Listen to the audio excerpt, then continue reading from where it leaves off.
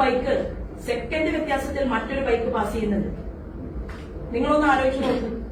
ബൈക്കിൽ വന്ന് മറഞ്ഞിരുന്ന് ഗേറ്റിനോട് ചേർന്ന് മറഞ്ഞിരുന്ന് ഇതിപ്പോ ഒരു CCTV ക്യാമറയിലുള്ള സ്ഫോടന ശബ്ദം എത്രയുണ്ട് എന്ന് നിങ്ങൾക്കറിയാം. അതായിരിക്കുമോ ഒറിജിനൽ ശബ്ദം ആ നാട്ടിലുണ്ടായിരിക്കുക?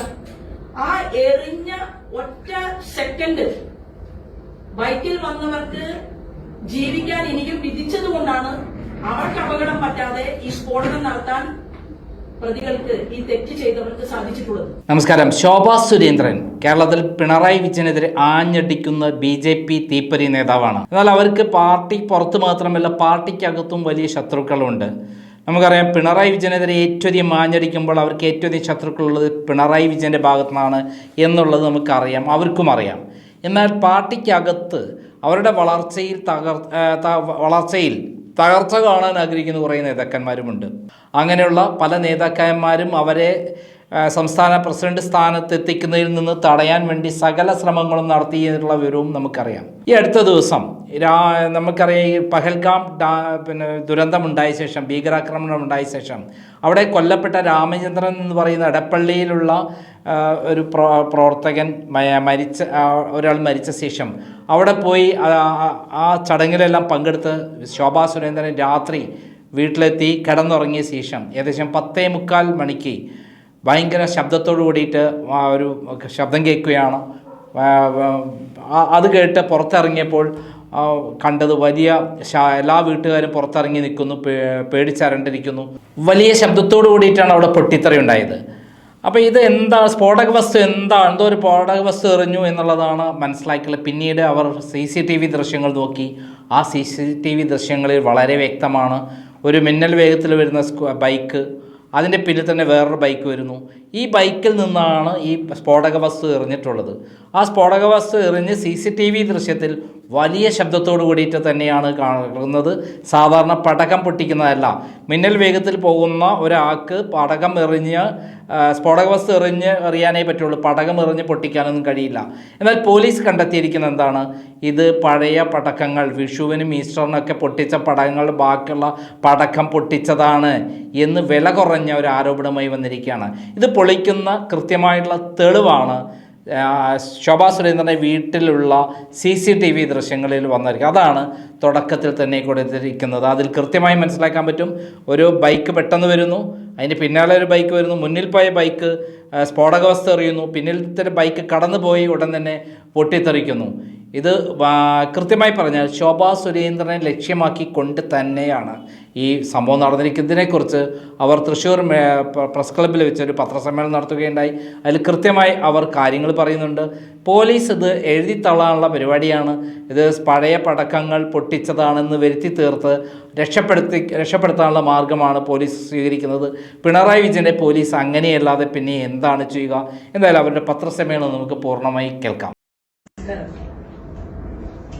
മാർക്സിസ്റ്റ് പാർട്ടി ഭീകരവാദത്തിനെതിരെ മാനവികത എന്ന പേരിൽ ഭീകര വിരുദ്ധ സദസ്സുകൾ കേരളത്തിൽ നടത്താൻ തീരുമാനിച്ചിരിക്കുകയാണ്.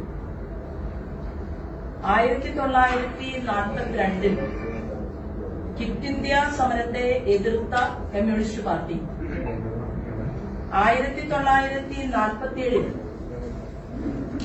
പാകിസ്ഥാൻ വിഭജനത്തിനോടൊപ്പം നിന്ന കമ്മ്യൂണിസ്റ്റ് പാർട്ടി 1962 ഇന്തോ ചൈന യുദ്ധത്തിൽ ചൈനയ്ക്കൊപ്പം നിന്ന കമ്മ്യൂണിസ്റ്റ് പാർട്ടി 2001 നമ്മുടെ എല്ലാവരുടെയും ഹൃദയത്തിനു തുല്യമായ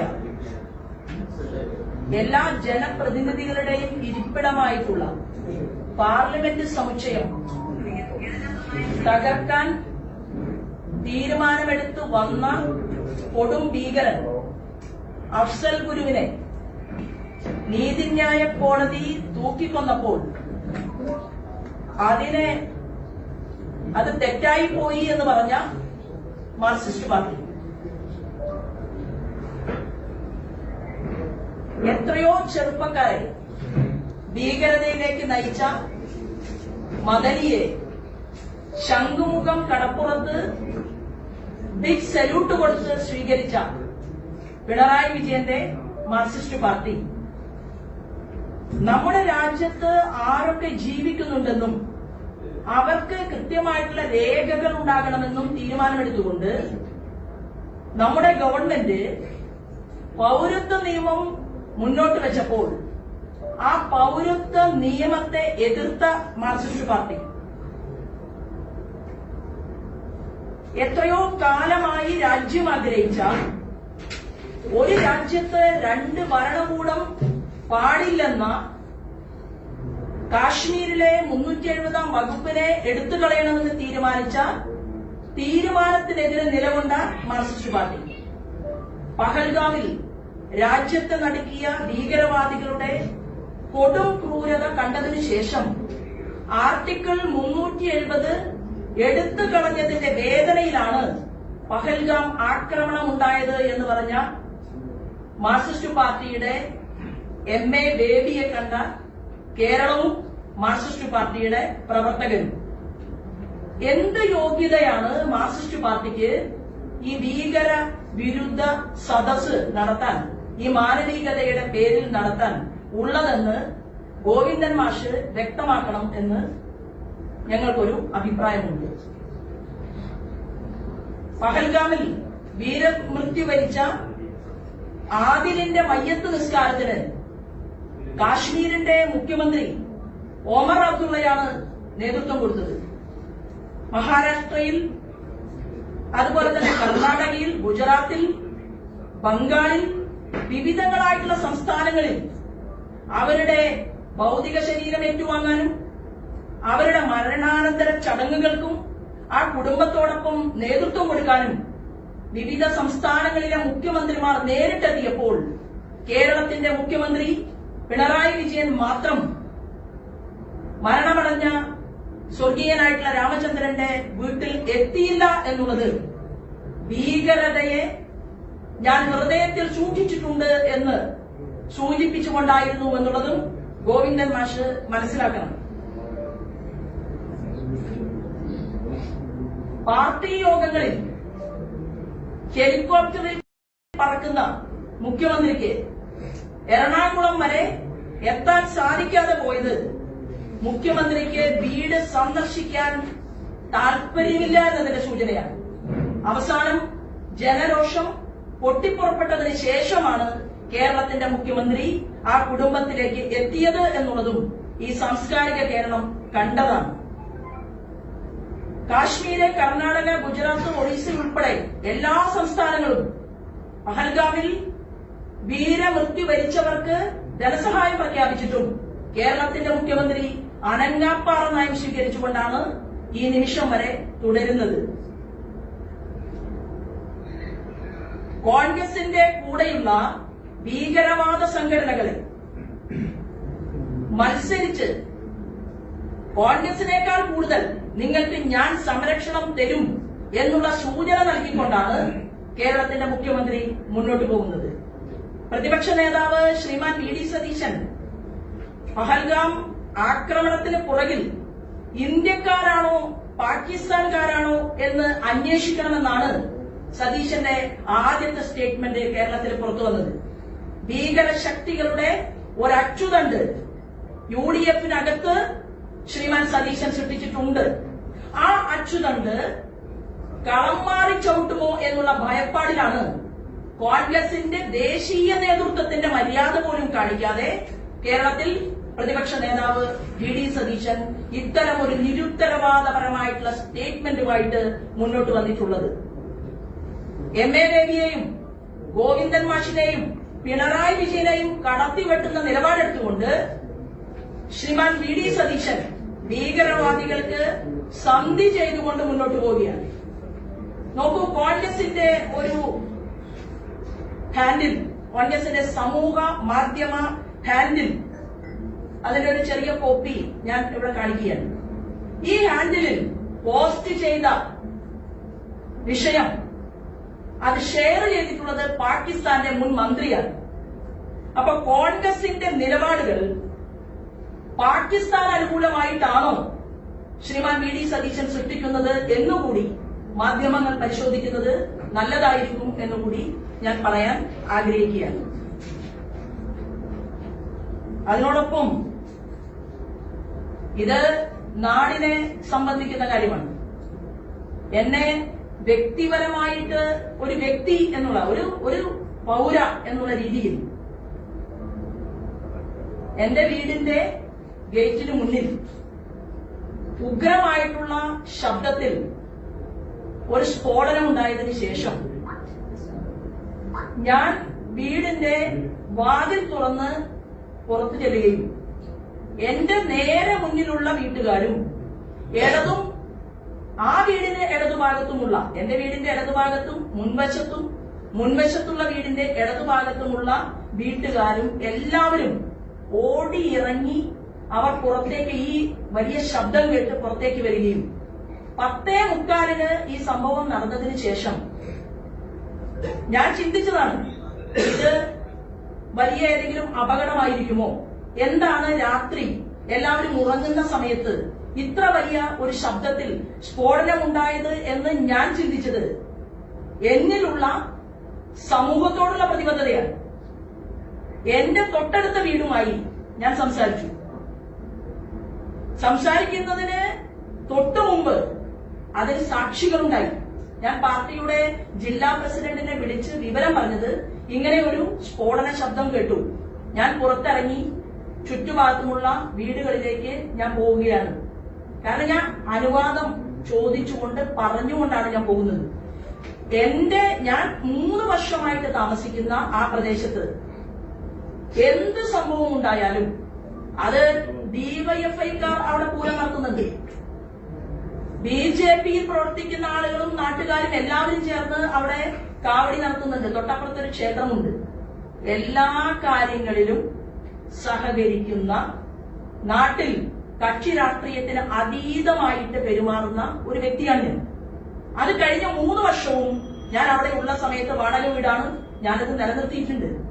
അപ്പൊ പുറത്തിറങ്ങിയ സമയത്ത് എന്റെ വീടിന്റെ തൊട്ടു മുന്നിലുള്ള അവിടുത്തെ ഭാര്യയും ഭർത്താവും അവര് പറഞ്ഞത് ഉഗ്രമായ ശബ്ദത്തിലാണ് സ്ഫോടനം ഉണ്ടായത്.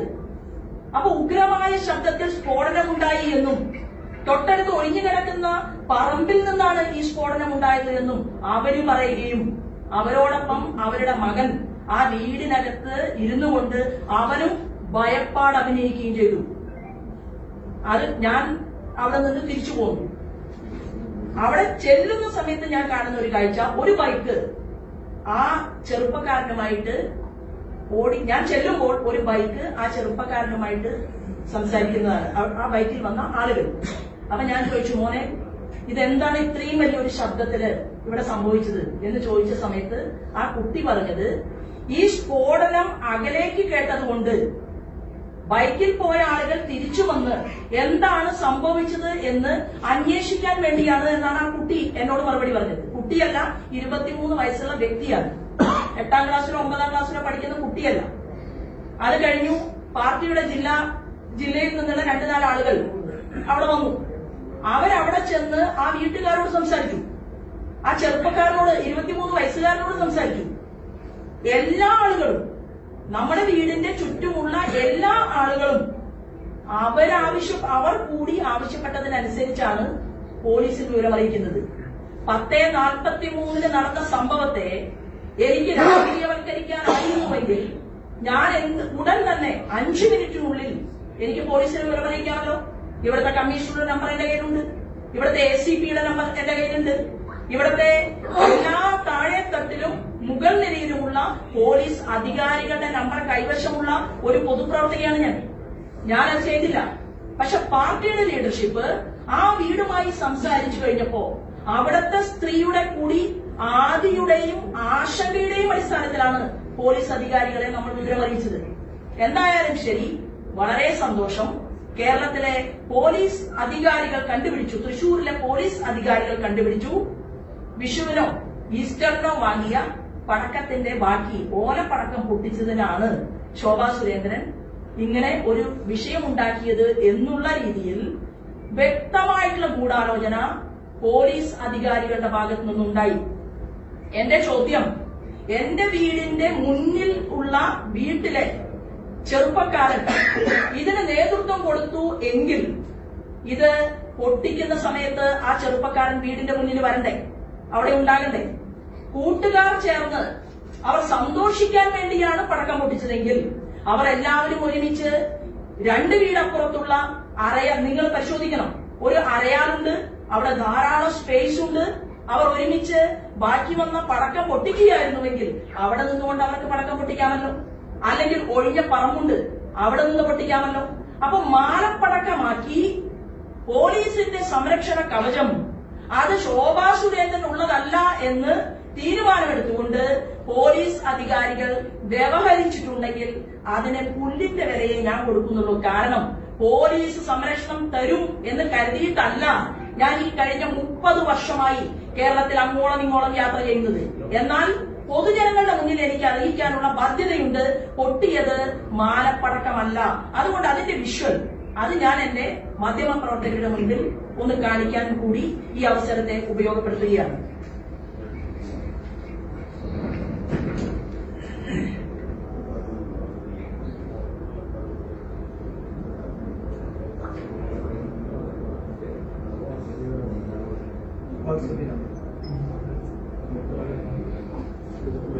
അല്ലാതെ എന്റെ മൊബൈൽ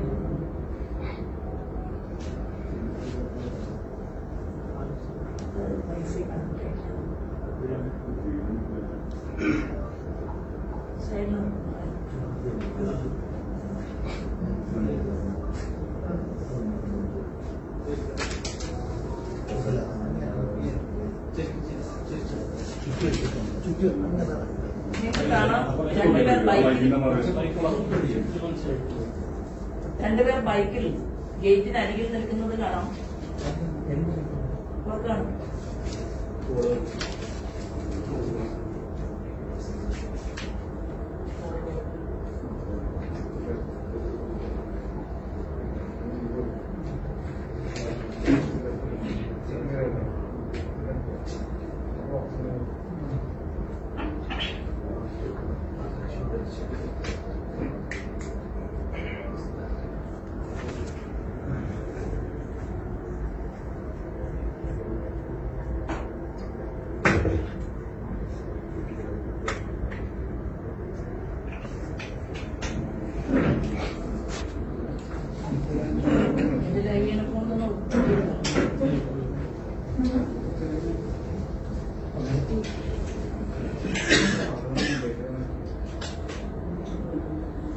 കാണുന്നുണ്ടോ?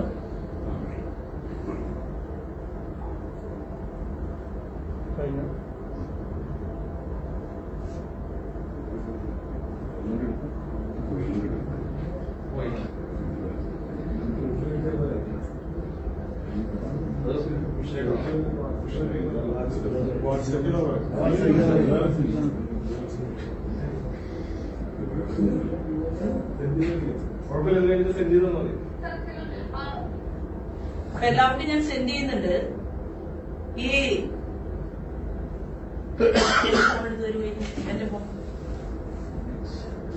എന്റെ ഫോൺ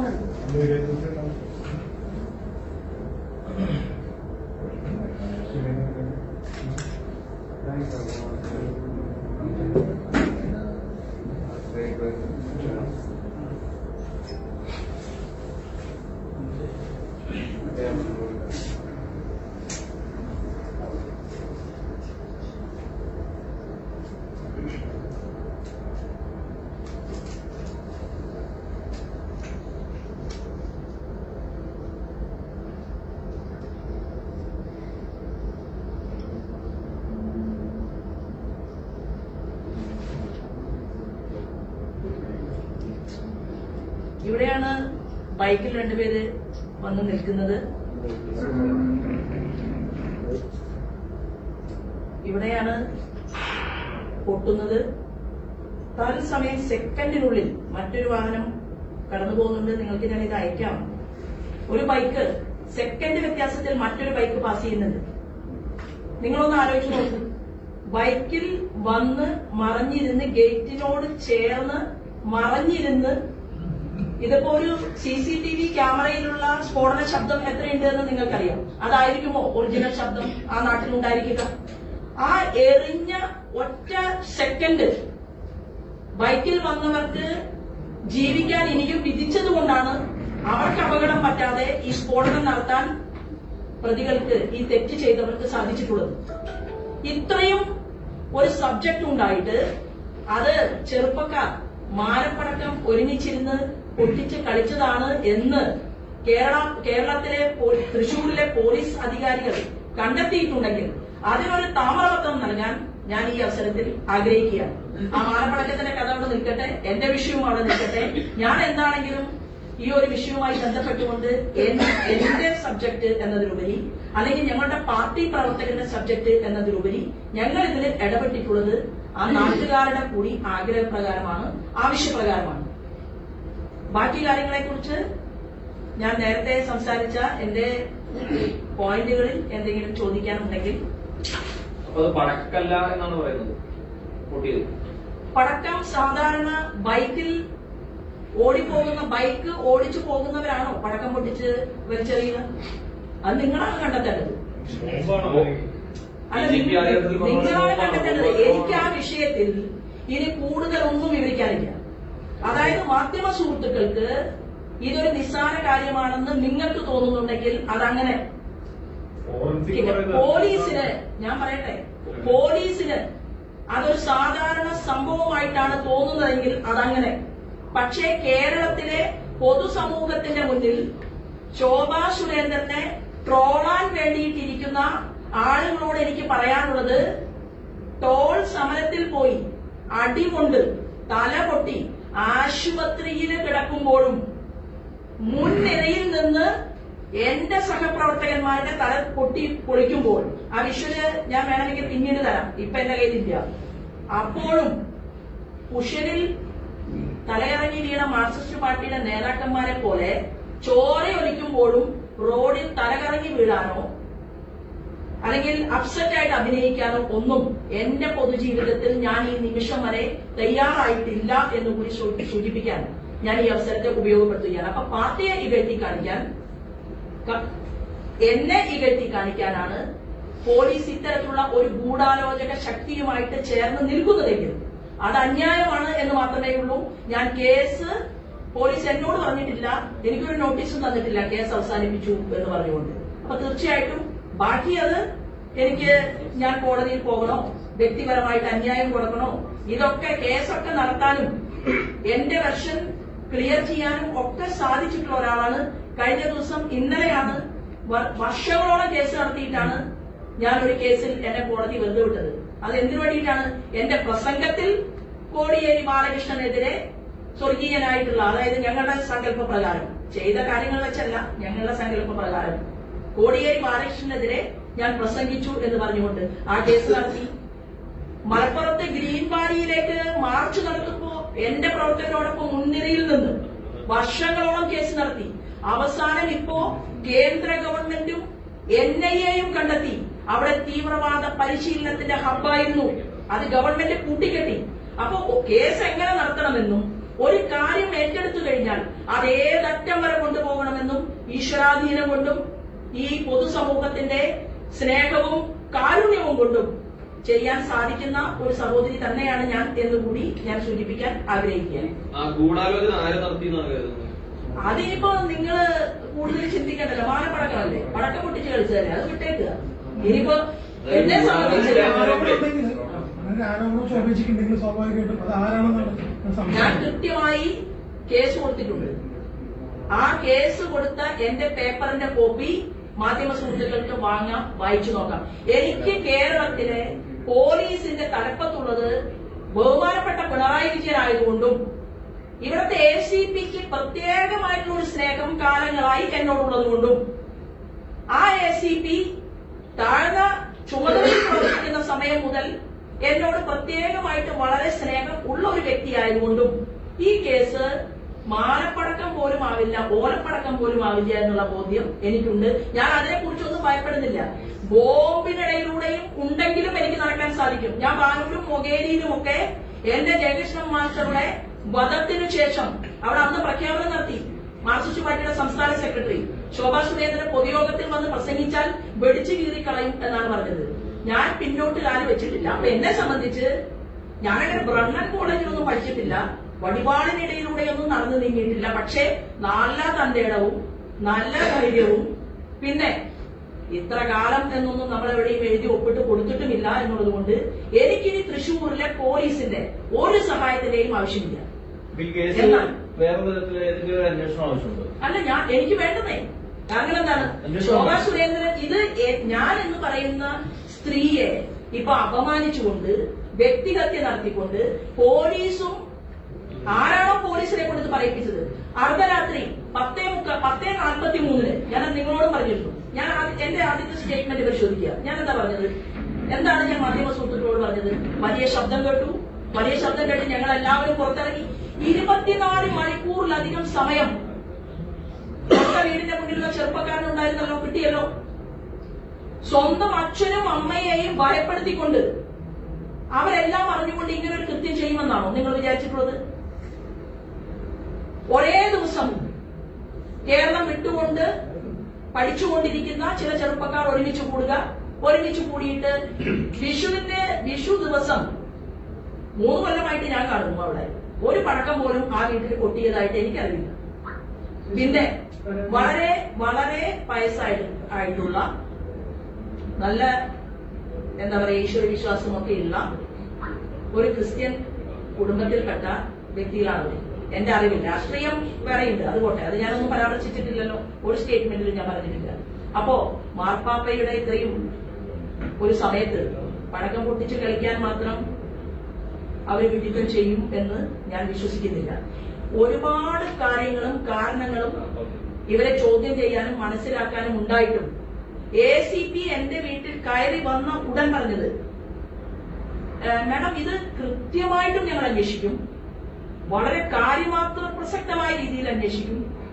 പിന്നെ ബാക്കി അദ്ദേഹം പോലീസിന്റെ ഭാഷ്യത്തിൽ എന്ത് പറഞ്ഞു എന്നതിനെ കുറിച്ച് അതെനിക്ക് വിഷയമേ അല്ല. ഞാൻ പറഞ്ഞല്ലോ, ഞാൻ ഇത് പറയാൻ ഈ ഒരു സബ്ജക്ട് എനിക്ക് എന്റെ പൊതുസമൂഹത്തെ കേരളത്തിലെ ജനങ്ങളെ ബോധ്യപ്പെടുത്തണം എന്നുള്ളത് അത് എന്റെ ആവശ്യമാണ്.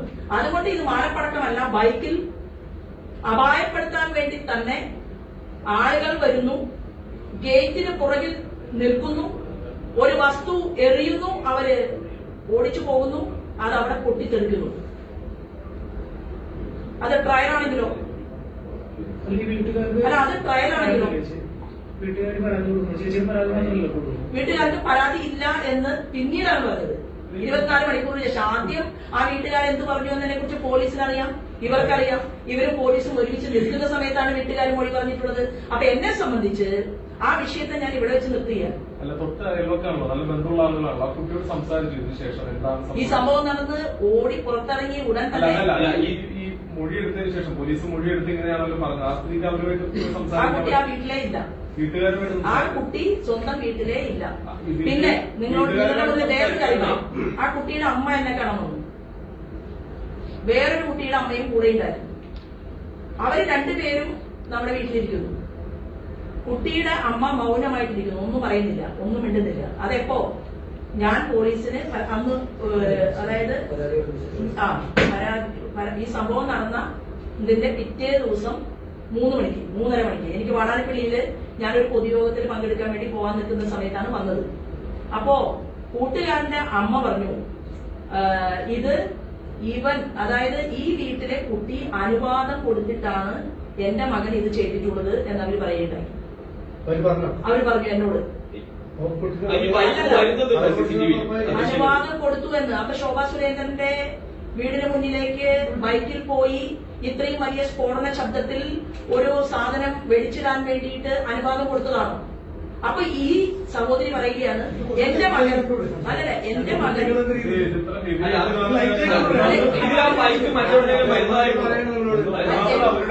ആ സഹോദരി പറയുകയാണ് എന്റെ മകൻ കൂട്ടുകാരനെ രക്ഷിക്കാൻ വേണ്ടിയിട്ട് പറയുന്ന ഒരാളാണ്.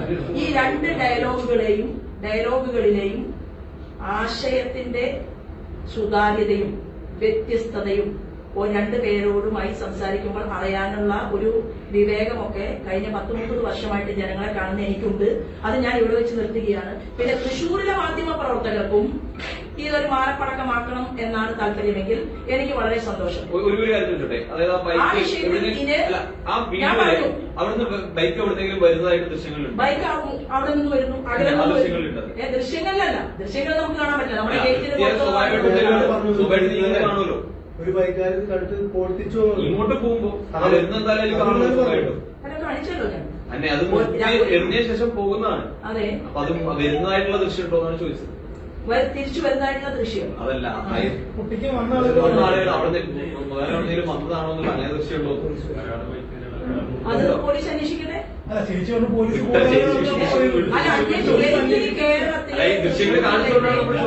അല്ലല്ല, നിങ്ങൾക്ക് എന്താ മനസ്സിലായത്?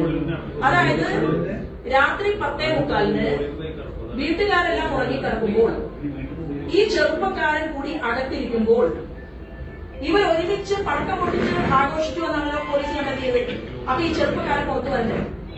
പടക്കം പൊട്ടിക്കാനായിട്ട് ഓടിക്കൊണ്ടിരിക്കുന്ന ബൈക്കിൽ നിന്ന് ഈ സ്ഫോടക വസ്തു വലിച്ചെറിയുന്നതാണ് നിങ്ങൾക്ക് ഞാൻ തരാൻ പോകുന്ന ഈ വിഷ്വൽ.